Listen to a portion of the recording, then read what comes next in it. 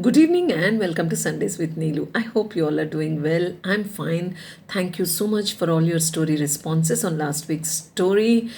My prayers, best wishes to you and your family members and everyone who's watching Sundays with Neelu right now. So let's quickly go to the storyland. So today's story is from the Panchatantra. So I bumped into a cute story from the Panchatantra. So the fish that were too clever. Yeah, so this is the title of the story. Once upon a time in a beautiful pond, there lived two fish. There were many fish. Amongst them, there were two. One's name was Satabuddhi, the other's name was Sahasrabuddhi. Satabuddhi means that which has the intelligence of 100. Sahasrabuddhi means that which has the intelligence of 1,000. Yeah, so they were very clever. And they would swim every day and go to the bank of the pond, and they would chat with their only friend from the land, which was a frog. Yeah, his name was Ek Buddhi.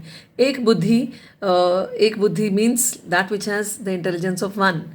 So all these three would chat every day. Ek Buddhi would get some news from the land also, and he would live in the pond as well. So they always used to meet and chat on the bank in the evenings. So one day while they were chatting, two fishermen happened to cross them. They were passing by with some dry fish baskets, baskets of fish, dry fish on their head and some fish in their hand. So when these people were passing by, they were discussing something. They said that, this pond seems to be very lively. There are a lot of fish here. Let's come tomorrow and, spread the net and catch hold of all the fish, so that we can really go and sell them in the market. Hearing this, overhearing this, all the three friends get startled. They get shocked. They are planning to kill us and they are so cool about it. What about us? Our lives are gone. So Ekbuddhi and Sahasrabuddhi and Satabuddhi, they three start thinking, what should we do? So Ekbuddhi says, let's really go to some other place. Let's not stay here. So they say that Satabuddhi and Sahasrabuddhi say, you get very panicky very soon. Let's think of another solution. Na? So Sahasrabuddhi says, look, I have been living here. This is my birthplace. I will not leave it. Okay, no matter what.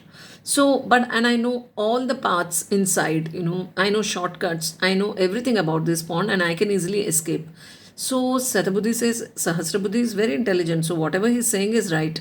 To that, Ek Buddhi says, friends, please think, they are men, and they're coming with huge nets. They may get two more people tomorrow. We all will be caught and we'll be dead. So they said that, oh, Ek Buddhi, please keep quiet. Don't worry. We will save you also. Go now. So they say tata bye bye and Ek Buddhi goes away.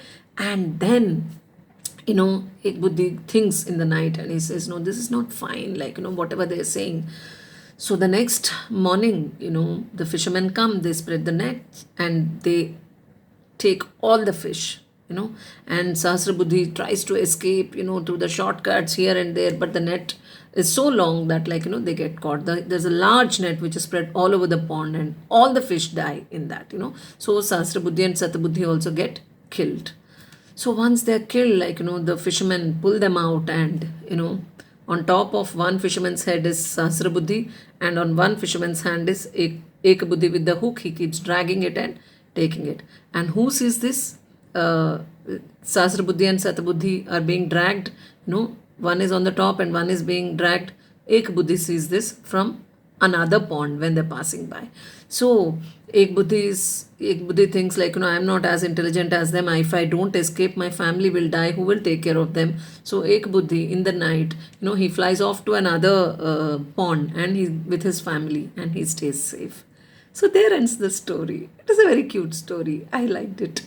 So while reading this, I remembered the stories which our teachers told us, when we were in school, the hare and the tortoise. You remember, there was a hare and a tortoise and they both decide to have a race because, the hare thinks he's too fast and he can run anywhere. And the tortoise says like, no, I mean, there is wisdom which is required in life, So both of them have a race and the hare sleeps and says like, they have a finishing line and, the hare says we have to touch that finishing line and that is the end of the race.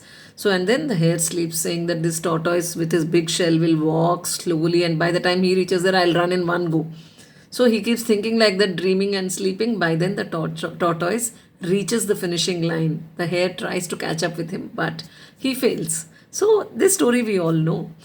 What I was thinking was like, we know this story from childhood, but for some reason, we need so many stories to understand that even now, like, we give first importance to our brain and we think, oh, we can manage this, we can do this, and we falter.